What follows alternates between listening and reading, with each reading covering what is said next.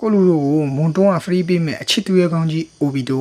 ရွှေရုပ်အမှုပညာရှင်ဒေဒရာဖြတ်ခုကမင်းသမီးလေးဟီနာတာနဲ့ကိုလူတို့အချက်106ရဲ့ emote တွေကိုဘလို့ free ယူရမလဲဆိုတာကိုကျွန်တော်ကပြောပြပေးမယ်အရင်ဦးဆုံးအနေနဲ့ Obito ရဲ့ emote ပေါ့နော် Obito ရဲ့ emote ကိုဘလို့ယူရမလဲဆိုရင်ကိုလူတို့ဒီ spawn effect ရတဲ့ event ကိုသိလိမ့်မယ်လို့ထင်တယ်အဲ့ဒီ event ပုံစံအတိုင်းပဲ16ရက်နေ့ကြာလို့ရှိရင် Obito ရဲ့ emote ပေးတဲ့ event လာလိမ့်မယ်event ပုံစံဘလို့ပုံစံလဲဆိုတော့ဒီလိုပုံစံဒါပေမဲ့ local test တွေကတူလားမတူလားတော့ကျွန်တော်လည်းမသိသေးဘူးနောက်တစ်ခု data ရဲ့ emote ကတော့ဒီလိုပုံစံနဲ့လာလိမ့်မယ်ပေါ့နော် local test တွေကတော့ဒါမျိုးပါ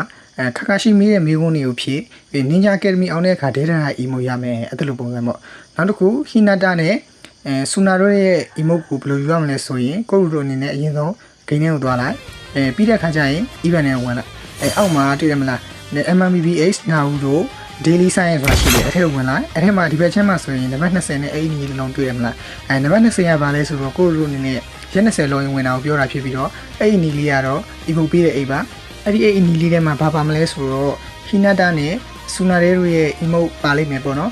ဆိုတဲ့အခါကိုလူတို့ကကြက်တဲ့တစ်ခုကိုရွေးယူလိုက်တစ်ခုပဲရမှာလားဆိုတော့မဟုတ်သေးဘူးဒီမှာရ40ပြည့်ရဲ့ခါနောက်ထပ်အိတ်ထည့်ရမယ်အဲ့ခါကျရင်ကိုလူတို့မယူပါသေးတဲ့နောက်ထပ်တရုပ်ကိုယူလိုက်ပေါ့နော်